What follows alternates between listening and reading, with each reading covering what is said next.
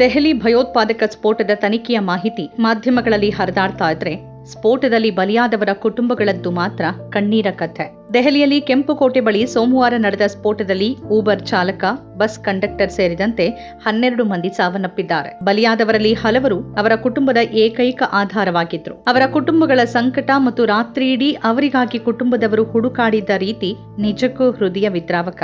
ದೆಹಲಿಯ ಪಂಕಜ್ ಸಾಹ್ನಿ, ದಿನೇಶ್ ಮಿಶ್ರಾ, ಯುಪಿಯ ಅಶೋಕ್ ಕುಮಾರ್, ನೋಮನ್, ಲೋಕೇಶ್ ಅಗರ್ವಾಲ್ ಇವರು ತಮ್ಮ ಕುಟುಂಬದ ಪಾಲಿಗೆ ಏಕೈಕ ಆಸರೆ ಆಗಿದ್ದವರು. ಇವರನ್ನ ಕಳೆದುಕೊಂಡ ಕುಟುಂಬಗಳ ದುಃಖ ಹೇಳತೀರದ್ದಾಗಿದೆ. ದೆಹಲಿಯಲ್ಲಿ ಕ್ಯಾಬ್ ಚಾಲಕರಾಗಿ ದುಡಿತಾ ಇದ್ದ ಪಂಕಜ್ ಸಾಹ್ನಿಗಾಗಿ ಆತನ ಕುಟುಂಬ ರಾತ್ರಿಯೆಲ್ಲ ಹುಡುಕಾಡಿತ್ತು. ಮಂಗಳವಾರ ಬೆಳಗಿನ ಜಾವ ಅವರು ಸಾಮಾಜಿಕ ಮಾಧ್ಯಮದಲ್ಲಿ ಬಿಳಿ ಕಾರಿನ ಫೋಟೋ ನೋಡಿದ್ರು. ಅದು ಸಂಪೂರ್ಣವಾಗಿ ನಜ್ಜುಗುಜ್ಜಾಗಿತ್ತು ಮತ್ತು ಪೊಲೀಸ್ ಭದ್ರತೆಯಲ್ಲಿತ್ತು. ಅವರು ಝೂಮ್ ಇನ್ ಮಾಡಿ ನಂಬರ್ ಪ್ಲೇಟ್ ನೋಡಿದಾಗ್ಲೇ ಅದು ಸಾಹಿನಿಯದ್ದೇ ಕಾರು ಅಂತ ಗೊತ್ತಾಯ್ತು. ಕಡೆಗೆ ಸ್ಫೋಟದ ವಿಚಾರ ಗೊತ್ತಾಯ್ತು ಅಂತ ಅವರ ಸಂಬಂಧಿ ಹೇಳಿರುವುದು ವರದಿಯಾಗಿದೆ. 22 ವರ್ಷ ವಯಸ್ಸಿನ ಸಾಹಿನಿ ಕುಟುಂಬಕ್ಕೆ ಆಧಾರ ಆಗೋಕೆ ಕ್ಯಾಬ್ ಚಾಲಕರಾಗಿದ್ರು. ಆತ ಕುಟುಂಬದ ಏಕೈಕ ಜೀವನಾಧಾರವಾಗಿದ್ರು. ಇಬ್ಬರು ಸಹೋದರಿಯರು ಮತ್ತು ಕಿರಿಯ ಸಹೋದರನನ್ನ ನೋಡ್ಕೊಳ್ತಾ ಇದ್ರು. ಮೂಲತಃ ಬಿಹಾರದ ಸಮಸ್ತಿಪುರದ ಕುಟುಂಬ 2001ರಿಂದ ವಾಯುವ್ಯ ದೆಹಲಿಯ ಕಾಂಜಾವಾಲದಲ್ಲಿ ವಾಸ ಮಾಡ್ತಿದೆ. ದೆಹಲಿಯ ದಿನೇಶ್ ಮಿಶ್ರಾ ಚಾಂದಿನಿ ಚೌಕ್ನಲ್ಲಿರುವ ಸೀರೆ ಅಂಗಡಿಯಲ್ಲಿ 10 ವರ್ಷಗಳಿಂದ ಕೆಲಸ ಮಾಡ್ತಿದ್ರು. ಸ್ಫೋಟ ಸಂಭವಿಸಿದಾಗ ಅವರು ಸ್ಥಳದಲ್ಲೇ ಇದ್ರು. ಅವರಿಗೆ 2 ಮಕ್ಕಳಿದ್ರು.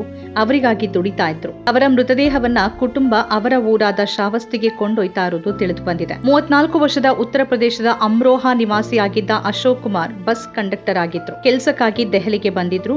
ಅವರು ತಮ್ಮ 2 ಮಕ್ಕಳನ್ನಲ್ಲದೆ ತಮ್ಮ ಸಹೋದರನ 3 ಮಕ್ಕಳನ್ನು ಕೂಡ ನೋಡ್ಕೊಳ್ತಾ ಇದ್ರು. ಅವರ ಮೃತದೇಹವನ್ನ ಶವಾಗಾರದಿಂದ ಪಡಿಬೇಕಾದ ಸ್ಥಿತಿಯಲ್ಲಿ ಅವರ ಪತ್ನಿಯ ಸಂಕಟ ಕರುಳು ಕತ್ತರಿಸುವಂತಿತ್ತು ಅಂತ ವರದಿ ಹೇಳುತ್ತೆ. ಉತ್ತರ ಪ್ರದೇಶದ ಶಾಮ್ಲಿ ನಿವಾಸಿ ನೋಮನ್ ಕಾಸ್ಮೆಟಿಕ್ ಅಂಗಡಿಯಲ್ಲಿ ಕೆಲಸ ಮಾಡ್ತಿದ್ರು. ತಮ್ಮ ಅಂಗಡಿಗೆ ಕಾಸ್ಮೆಟಿಕ್ಸ್ ಖರೀದಿ ಮಾಡೋಕೆ ದೆಹಲಿಗೆ ಬಂದಿದ್ರು. 7 ತಿಂಗಳ ಹಿಂದೆ ಅವರ ಅಣ್ಣನಿಗೆ ಮೂತ್ರಪಿಂಡ ವೈಫಲ್ಯ ಕಾಣಿಸಿಕೊಂಡು ಕೆಲಸ ಮಾಡೋಕೆ ಸಾಧ್ಯವಾಗದ ಕಾರಣ ನೋಮನ್ ತಮ್ಮ ಕುಟುಂಬದ ಏಕೈಕ ಜೀವನಾಧಾರ ಆಗಿದ್ರು.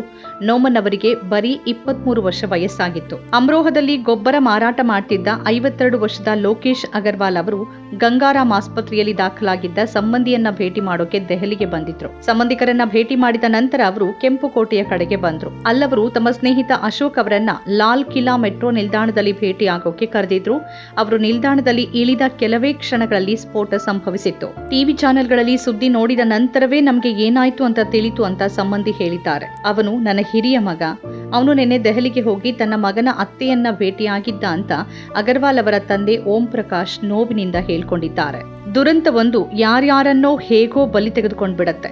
ಅವರನ್ನೇ ನಂಬಿದ್ದ ಕುಟುಂಬ ನಿಜಕ್ಕೂ ದಿಕ್ಕು ಕಾಣದಂತಹ ಪರಿಸ್ಥಿತಿಗೆ ಮುಟ್ಟತ್ತೆ. ಜನ, ಸರ್ಕಾರ ನಾಳೆ ಈ ಸ್ಫೋಟದ ಎಲ್ಲ ಭೀಕರತೆಯನ್ನೂ ಮರೆತು ಬಿಡಬಹುದು. ಮೀಡಿಯಾಗಳು ಬೇರೆ ಸುದ್ದಿಗಳ ಹಿಂದೆ ಬಿದ್ದು ಇದನ್ನ ಬದಿಗೆ ಸರಿಸಬಹುದು. ಆದರೆ ಪ್ರಾಣ ಕಳೆದುಕೊಂಡವರ ಕುಟುಂಬದ ನೋವು ಯಾರಿಗೂ ಅರ್ಥವಾಗದೆ ಉಳಿಯತ್ತೆ ಮತ್ತು ಆ ಕುಟುಂಬಗಳು ಕಣ್ಣೀರಲ್ಲಿ ಕೈ ತೊಳಿತಾನೆ ಇರಬೇಕಾಗತ್ತೆ.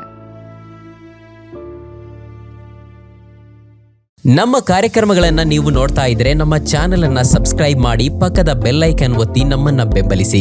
ಹಾಗೆ ನಮ್ಮ ಕಾರ್ಯಕ್ರಮಗಳನ್ನ ಲೈಕ್ ಮಾಡಿ, ಕಮೆಂಟ್ ಮಾಡಿ, ಅದನ್ನ ಬೇರೆಯವರಿಗೂ ವಾಟ್ಸ್ಆಪ್ ಮೂಲಕ ಶೇರ್ ಮಾಡಿ.